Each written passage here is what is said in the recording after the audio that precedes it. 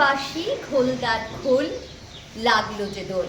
স্থলে জলে বনতলে লাগলো যে দোল, দ্বার খোল দ্বার খোল।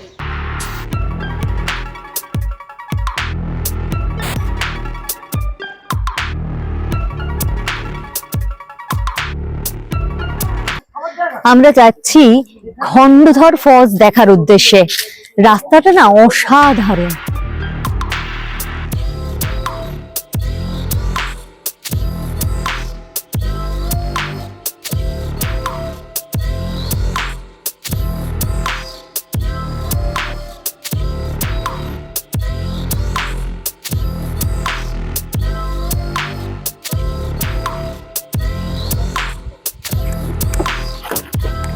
আমরা এবার যাব সানঘাগরা ওয়াটারফলস দেখতে।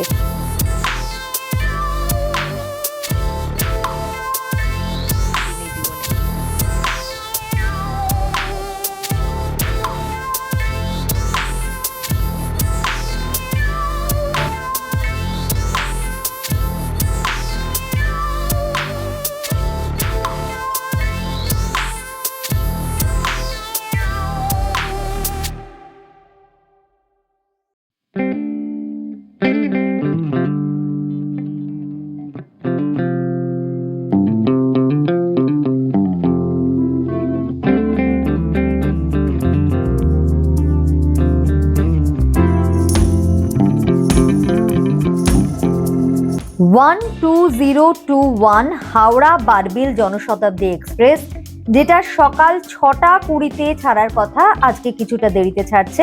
আমরা চলেছি কিরিবুরুর উদ্দেশ্যে। কিরিবুরু হচ্ছে কেওনঝড় ডিস্ট্রিক্ট, অর্থাৎ ঝাড়খণ্ড এবং ওড়িশার বর্ডার। এই মুহূর্তে আমরা সবাই রেডি হয়ে গেছি ট্রেনে ওঠার জন্য। একটু পরেই ট্রেন ছাড়বে, সুতরাং লেটস গো।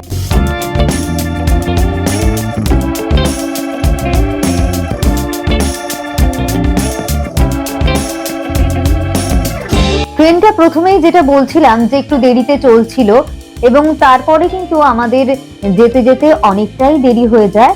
যেখানে আমাদের দুপুরের দিকে পৌঁছানোর কথা ছিল, সেটা পৌঁছতে পৌঁছতে রাত 8টা সাড়ে 8টা হয়ে যায়। এবং সেই প্রথম দিনে যে সমস্ত ঘোরার জায়গাগুলো ছিল, সেগুলো আমাদের সেদিনকে আর ঘোরা হয়নি। পরের দিন আমরা সেই জায়গাগুলো কভার করে নিয়েছিলাম। বাসি খোলদার খোল, লাগলো যে দোল। স্থলে জলে বনতলে লাগলো যে দোল, দ্বার খোল দ্বার খোল। শুভ বসন্ত।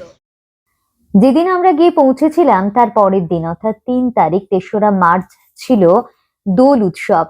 হোটেলেই আমরা এই দোল উৎসব একটু পালন করে নিই, কারণ বাঙালি তারা যেখানেই যাবে তাদের তো 12 মাসে 13 উৎসব রয়েছে, তার মধ্যে দোল উৎসব অন্যতম। প্রত্যেকেই আমরা যারা এই কিরিবুরু ভ্রমণে বেরিয়েছিলাম একে অপরকে রাঙিয়ে নিই, এবং তারপরেই আমরা সেদিনে যা যা ডেস্টিনেশন রয়েছে, যা যা ঘোরার জায়গা রয়েছে, তার উদ্দেশ্যে বেরিয়ে পড়ি।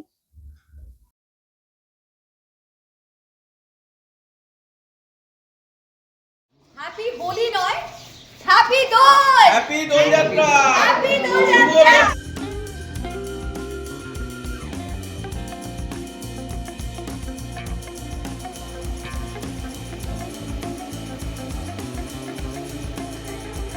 যে ঝর্ণাটা দেখে এলাম সেটার নাম হচ্ছে তেহেরিন। এটা একেবারে ভার্জিন জায়গা।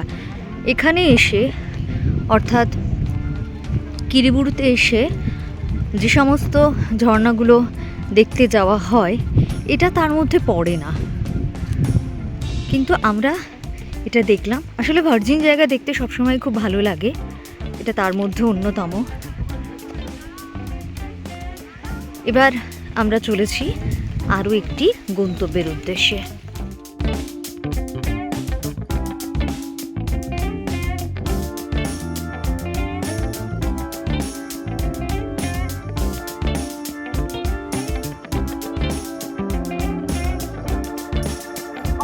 আমরা যাচ্ছি খণ্ডধর ফলস দেখার উদ্দেশ্যে। রাস্তাটা না অসাধারণ। সামনে সিঁড়ি উঠে গেছে, সেই সিঁড়ি দিয়ে যাওয়ার পরে কিন্তু খণ্ডধর ফলস।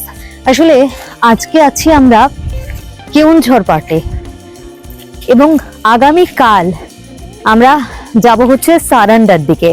সারেন্দার জঙ্গলের ছবি তো আপনাদের দেখাবোই, তার আগে এই রাস্তাটা অসাধারণ। ছোট্ট ছোট্ট সিঁড়ি রয়েছে, সুতরাং ওপরে উঠতে কোনো কষ্ট হবে না। এবং তারপরেই খণ্ডধর ফলস।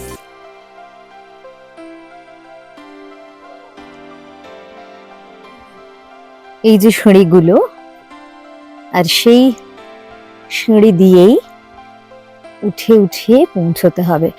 সিঁড়িগুলো কিন্তু খুব ছোট্ট ছোট্ট, মানে সিঁড়িগুলো চওড়া, স্টেপগুলো বেশি উঁচু না, যেটা হয় বেশিরভাগ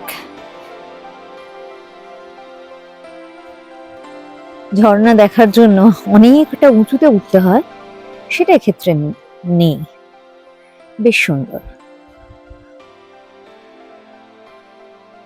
এখানে প্রচুর জলের ছাট, মানে দাঁড়ালে পরে ভিজে যাচ্ছি আমরা, কিন্তু ভালো লাগছে এই জন্যই যে একটু গরম লাগছে, আর তার মধ্যে এই জলের ছাটগুলো, বিন্দু বিন্দু জলের ছাট এসে যখন পড়ছে শরীরে, বেশ ভালো লাগছে। আসলে এখানে প্রচুর হাওয়া আছে, আর সেই হাওয়ার জন্যই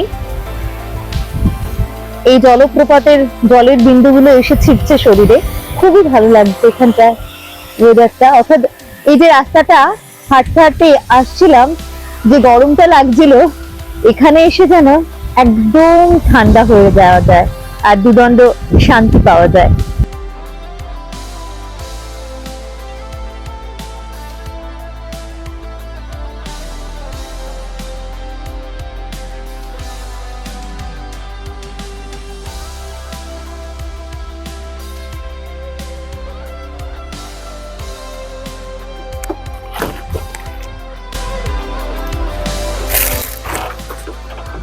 আমরা এবার যাব সানঘাগরা ওয়াটারফলস দেখতে।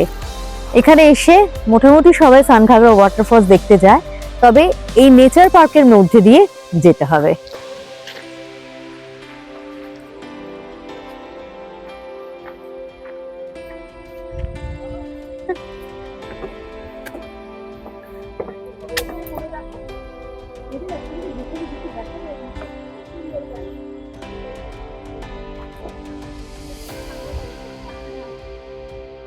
আপনাদের দেখাতে নিয়ে যাচ্ছে এই মুহূর্তে, সেটা হচ্ছে ওড়িশা ইকো ট্যুরিজমের ঘর। অর্থাৎ এই নেচার ক্যাম্পে আসলে যে ঘরে আপনারা থাকতে পারবেন, অবশ্যই আগে থেকে বুক করে নিতে হবে। খুব সুন্দর, একদম সাজানো গোছানো, অর্থাৎ প্রকৃতির মধ্যে থেকে প্রকৃতিকে দেখা। এগুলো তৈরি হয়েছে, এই ঘরে এখনো পর্যন্ত কেউ থাকেনি। সুন্দর একটা বেড রয়েছে, আলমারি রয়েছে, আয়না রয়েছে, এসি রয়েছে, এবং এটা হচ্ছে ওয়াশরুম। খুব সুন্দর সাজানো গোছানো ওয়াশরুম রয়েছে। এখানে একটা ছোট টেবিল রয়েছে, এখানে ল্যাপটপ রেখে কাজকর্ম করা যাবে। অর্থাৎ অফিসের কাজে আপনি করবেন, কিন্তু প্রকৃতির সঙ্গে থেকে, প্রকৃতির মধ্যে থেকে। এটা কিন্তু ভীষণ ভালো। আর এই যে একটা ছোট্ট ব্যালকনি রয়েছে, এই ব্যালকনি থেকে জাস্ট প্রকৃতিকে দেখা। তবে এই নেচার পার্কে এসে যদি আপনি গেস্ট হাউসগুলোতে থাকতে চান, তাহলে আপনাকে আগে থেকে বুক করতে হবে এই গেস্ট হাউসগুলো। তার জন্য আপনারা সরাসরি ওড়িশা ট্যুরিজমের সঙ্গে যোগাযোগ করে নিতে পারেন, অথবা আমাদের মাধ্যমেও আপনারা যোগাযোগ করতে পারেন এবং বুক করতে পারেন। আমাদের নাম্বার হলো 9433738365। এই নাম্বারে ফোন করেও আপনারা বুকিং সংক্রান্ত সমস্ত কিছু জানতে পারেন এবং বুক করতে পারেন এই মনোমুগ্ধকর গেস্ট হাউসগুলো। আমরা বর্ষাকালেই ওয়াটারফলসগুলোতে জল দেখতে পাই, কিন্তু মার্চের প্রথম উইক এখনো কিন্তু জলপ্রপাতগুলোতে জলের কোনো খামতি নেই। ভীষণ সুন্দর। এগিয়ে যাচ্ছি আমরা সানাঘাগরা ওয়াটারফলসের উদ্দেশ্যে। কাছে গিয়ে আরও একটু সৌন্দর্য দেখাতে পারবো আপনাদের। এই সানাঘাগরা ওয়াটারফলসে মোটামুটি যারা আসে কেওনঝড়ে, প্রত্যেকেই এসে থাকে। এটাকে কেউই মিস করে না। আপনাদেরও দেখিয়ে দিচ্ছি, প্রায় সূর্যাস্তের আগে ঠিক কী রূপ থাকে এই সানাঘাগরা ওয়াটারফলসের।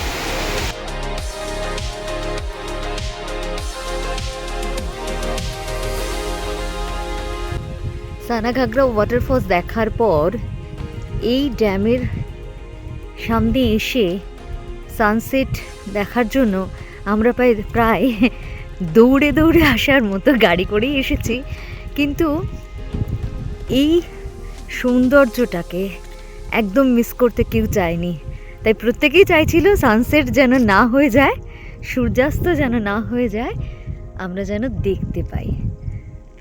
অপূর্ব একটা সৌন্দর্য, সূর্য অস্তমিত হতে চলেছে, আর সেই সৌন্দর্য আপনাদের সঙ্গে ভাগ করে নিলাম।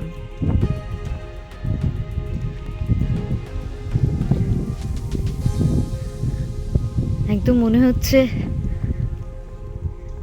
আগুনের থালা, আর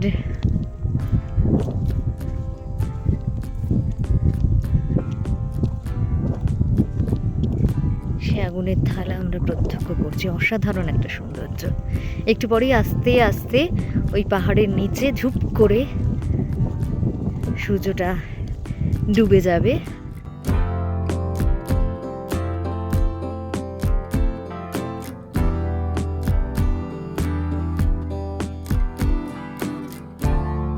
আপার ড্যামে সূর্যাস্ত দেখার পর আমরা চলে গিয়েছিলাম বাড়াঘাগরা দেখতে। কেন্দুঝাড় এলাকা দিয়ে যাওয়া সকল দর্শনার্থীদের জন্য এই বাড়াঘাগরা জলপ্রপাত একটি গভীর অনুভূতির উৎস। এত সুন্দর এখানে, আর সময়টা এত সুন্দর ছিল যে সূর্যাস্ত হয়ে গেছে অথচ পুরো অন্ধকার হয়ে যায়নি। একটা আলো আঁধারি পরিবেশে আমরা এই জলপ্রপাত দেখছিলাম এবং সত্যি মুগ্ধ করছিল এই জলপ্রপাতটা আমাদের।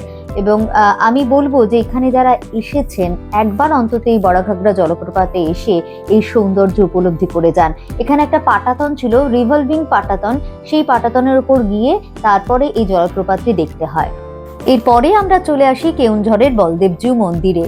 এই বলদেবজিউ মন্দির একটি প্রাচীন এবং উল্লেখযোগ্য মন্দির। ভগবান জগন্নাথের জ্যেষ্ঠ ভ্রাতা ভগবান বলরামকে উৎসর্গীকৃত। মন্দিরটি ভঞ্জ রাজবংশের একজন ধর্মপ্রাণ শাসক রাজা লক্ষ্মীনারায়ণ ভঞ্জের পৃষ্ঠপোষকতায় নির্মিত হয়েছিল। অপরূপ সৌন্দর্য এই মন্দিরটির, তবে মন্দিরের ভেতরের কোনো ছবি তোলা নিষিদ্ধ বলে আমরা মূর্তির ছবি তুলতে পারিনি। কিরিবুরু ভ্রমণের এটা ছিল প্রথম দিন।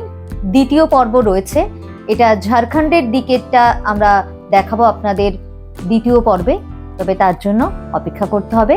আর ভালো লাগলে অবশ্যই লাইক করতে হবে, কমেন্টস করতে হবে, আর সাবস্ক্রাইব করতে হবে আমার এই চ্যানেলকে, এবং আরো বেশি বেশি করে শেয়ার করতে হবে।